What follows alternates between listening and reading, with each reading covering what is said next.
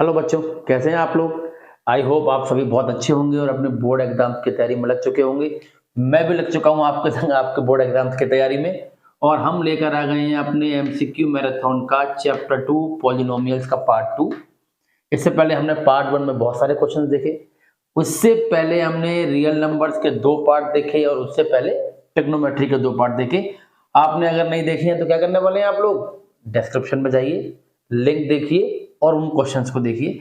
आपके board exams के लिए बहुत हेल्पफुल है। विदाउट वेस्टिंग टाइम शुरू करते हैं पार्ट 2। बच्चों, पहला क्वेश्चन है इसमें, विच of the following is not a graph of quadratic polynomial. पूछ रहे हैं ये जो 4 ग्राफ हैं इसमें क्वाड्रेटिक पॉलिनोमियल कौन सा नहीं है। आप बच्चों बस ये याद रखो, क्वाड्रेटिक पॉलिनोमियल का ग्राफ यू बनता है, चाहे वो अपवर्ड बने चाहे डाउनवर्ड बने। तो ये तो क्वाड्रेटिक पॉलिनोमियल है, ये भी क्वाड्रेटिक पॉलिनोमियल है, ये भी क्वाड्रेटिक पॉलिनोमियल है, लेकिन इसमें एक नहीं दो दो यू दिखाई दे रहे हैं, मतलब ये ऐसा तो नहीं है ना। तो बस ठीक है, यही वो ऐसा पॉलिनोमियल है जो क्वाड्रेटिक नहीं है। Now look at the second question. If one of the zeros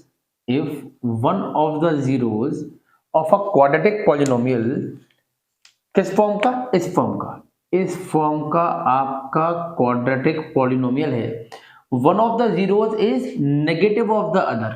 ठीक है, ओके बच्चों, क्वेश्चन क्या है, इनकी जो 2 जीरो हैं अल्फा बीटा, उसमें से एक जीरो दूसरे का नेगेटिव है, मतलब अकॉर्डिंग टू क्वेश्चन एक दूसरे का नेगेटिव है।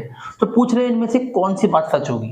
तो एक तो बच्चों आप सब लोग जानते ही हो ना कि किसी भी क्वाड्रेटिक में सम ऑफ द रूट्स क्या होता है, माइनस बी अपॉन ए, और माइनस बी अपॉन ए से मतलब एक्स कोफिशिएंट के माइनस अपॉन एक्स स्क्वायर का कोफिशिएंट, और प्रोडक्ट ऑफ द रूट क्या होता है, सी अपॉन ए, मतलब कांस्टेंट अपॉन एक्स स्क्वायर का कोफिशिएंट। इसको यूज करते हैं, देखो आप, एक जीरो नेगेटिव है दूसरे का, ठीक, इसका मतलब ये हुआ कि अल्फा प्लस बीटा जीरो है, ठीक है, means sum of the root zero है ना, क्या जीरो है, सम ऑफ द रूट्स।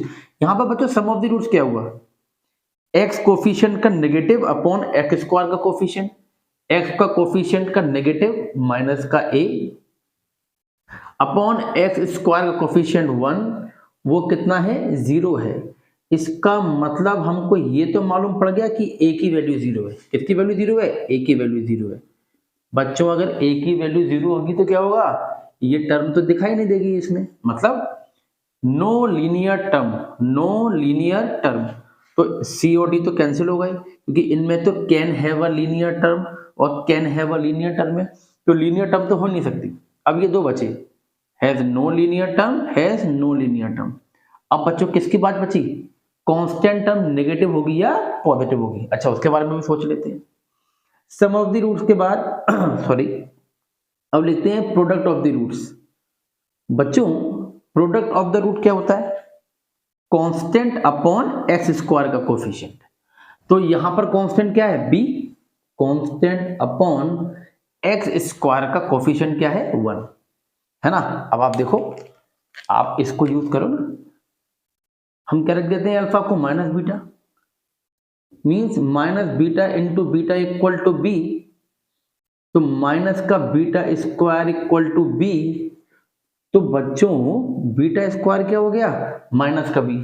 अब आप मुझे एक बात बताओ, किसी रियल नंबर का स्क्वायर का भी माइनस होता है, अरे नहीं होता है ना माइनस। तो ये बी स्क्वायर माइनस का तो आ नहीं सकता, तो इसको प्लस का होने के लिए इस बी को भी जीरो से छोटा होना पड़ेगा। देखो बी भी नेगेटिव, बाहर भी नेगेटिव, नेगेटिव इंटू नेगेटिव क्या हो जाएगा बच्चों, पॉजिटिव। अगर बात समझ में ना आई हो, वीडियो को रिवाइंड कीजिए, मैंने जो जो बोला दोबारा से ध्यान से देखिए। बी स्क्वायर नेगेटिव नहीं हो सकता, ठीक, तो इस बी को खुद नेगेटिव होना पड़ेगा ताकि नेगेटिव इंटू नेगेटिव क्या हो जाए, पॉजिटिव। तो no linear term and B is negative, B यहां कांस्टेंट है, no linear term and constant term is negative. A is the answer. बहुत अच्छा क्वेश्चन है। Look at the third question, if the zeros of the quadratic polynomial are equal. कैसे हैं बच्चों, zeros equal है, यानी कि according to question alpha is equal to beta है, दोनों जीरो इक्वल है। तो पूछ रहे हैं सी और ए या सी और बी के साइंस के बारे में क्या कहना है।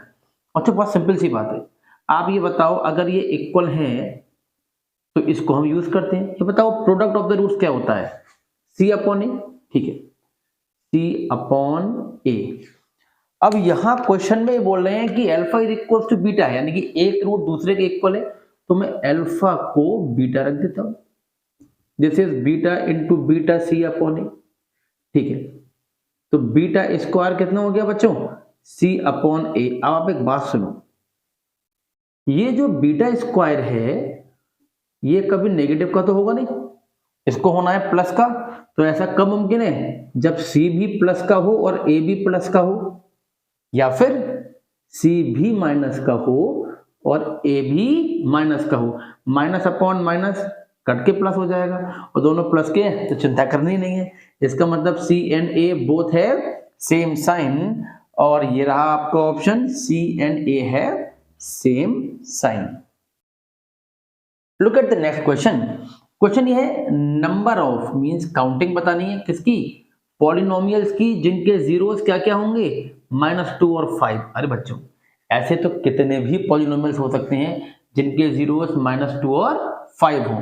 ऐसा कोई 1 2 या 3 थोड़ी ना होंगे, 1 2 या 3 थोड़ी ना होंगे, ऐसे तो कितने भी पॉलिनोमियल्स हो सकते हैं। ये थोड़ा सिंपल सा क्वेश्चन था, more than 3। Look at the next question. अगर x प्लस 2 एक फैक्टर है इसका, ओके, एक तो ये कहानी है, और a प्लस बी आपको दे रखा है 4, तो पूछ रहे हैं a और b की वैल्यू क्या होगी। दो अननोन a और b, दो इक्वेशन बनेंगी a और b में। तो बच्चों गिवन क्या है तुम्हारे पास, a plus B equal to 4, एक तो पहली इक्वेशन, एक तो इसको यूज करेंगे। और बात करते हैं दूसरी की।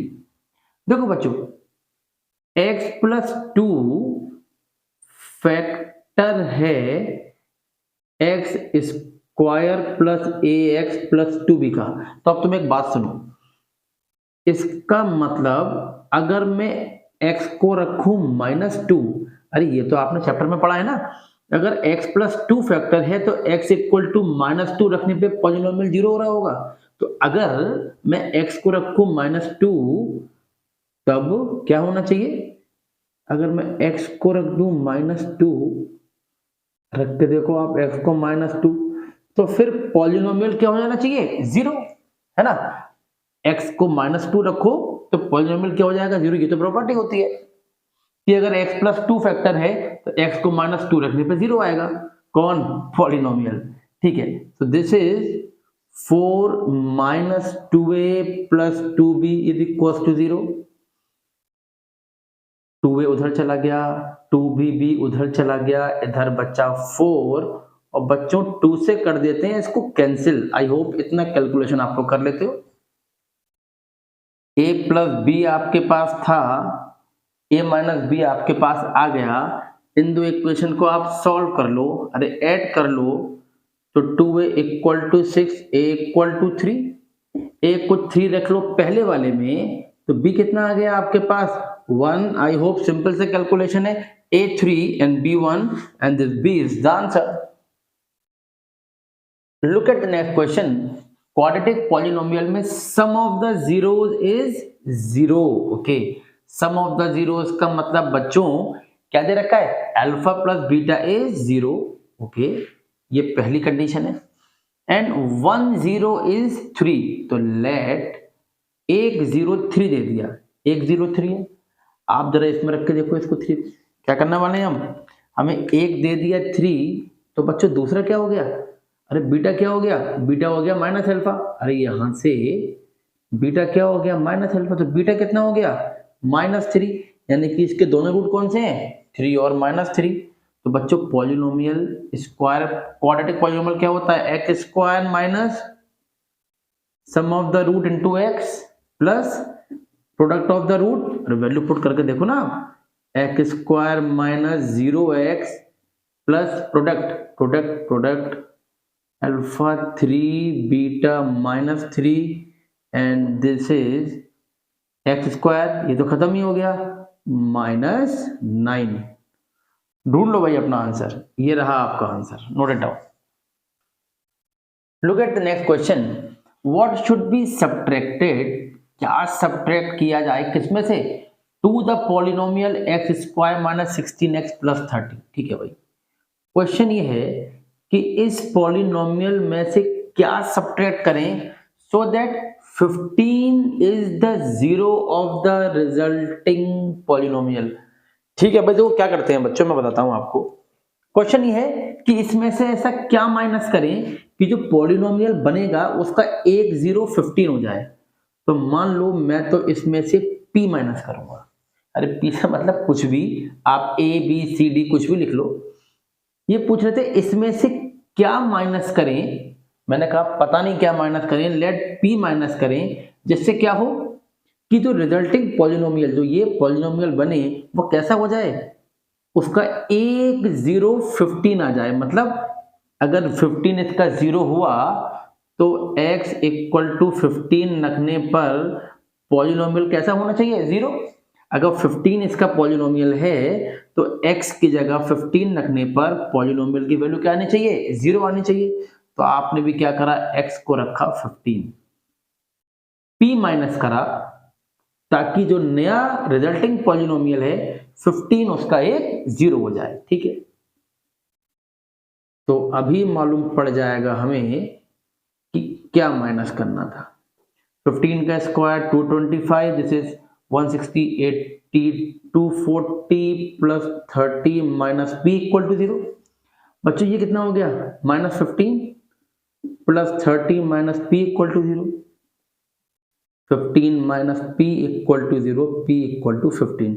बच्चों एक बार जब मैं क्वेश्चन किया करूँ ना, आप जरूर इसको पॉज करके मुझसे पहले आंसर फाइंड आउट करने की कोशिश किया करो, और जब आपको लगे आपको सोल्यूशन नहीं आ रहा है केवल तभी सोल्यूशन देखा करो। p equal to 15 is the answer, B option. Look at the next question, what should be added okay to the polynomial. Okay बच्चों, बिल्कुल पहले जैसा क्वेश्चन है। पिछली बार क्या किया था, सब्ट्रैक्ट, इस बार क्या करना है, ऐड। क्या ऐड करें इस पॉलिनोमियल में ताकि 3 बन जाए जीरो रिजल्टिंग पॉलिनोमियल का। वीडियो पॉज कीजिए, आप आंसर निकालिए और फिर उसको मेरे आंसर से मैच कीजिए। क्वेश्चन क्या है, ये जो पॉलिनोमियल है इसमें क्या ऐड करें, तो मैंने बोला मान लो p ऐड करें ताकि जो रिजल्टिंग पॉलिनोमियल हो उसका एक फैक्टर क्या हो जाए, 3, एक जीरो क्या हो जाए, 3। तो अगर 3 उसका जीरो होगा तो पॉलिनोमियल की वैल्यू 3 पे क्या आएगी, जीरो। आप भी x की जगह 3 पुट करके देखिए, आपको मालूम पड़ जाएगा। 5 into 3 plus 4 plus p, x को 3 रखने पर पॉलिनोमियल क्या आना चाहिए, zero. Okay, this is 9 minus 15 plus 4 plus p equals to 0। 9 4 13 minus 15 plus p equal to 0, minus 2 plus p equal to 0 और p equals to 2। Check your answer, C is the option.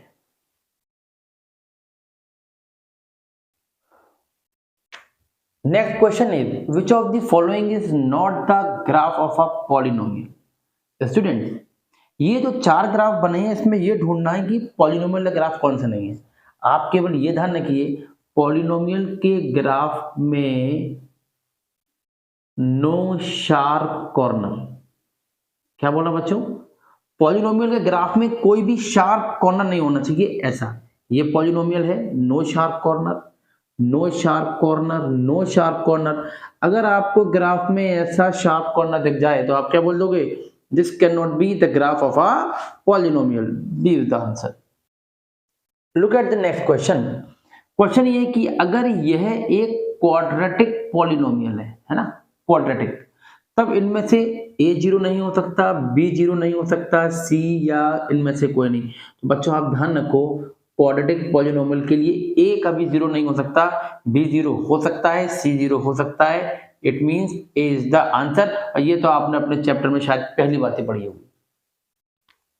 Look at the next question, अगर alpha beta zeros हैं इस polynomial के, और alpha plus 1 यानी कि root plus 1 into beta plus 1 0 है, तो सी की वैल्यू बतानी है और ये आप मुझे कमेंट बॉक्स में बताओ। बच्चों, अगर ऐसी वीडियोस आपके लिए हेल्पफुल है, आपको आगे भी ऐसी वीडियोस चाहिए, तो बिल्कुल चैनल को सब्सक्राइब कीजिए, क्योंकि ये मैराथन चलता रहेगा कब तक? आपके बोर्ड एग्जाम तक। मैं प्रॉमिस करता हूं कि मैं वो डिमांडिंग क्वेश्चंस लाता रहूंगा जो आपके बोर्ड एग्जाम्स में आ सकते हैं, आपके कॉन्सेप्ट्स को और क्लियर कर सकते हैं।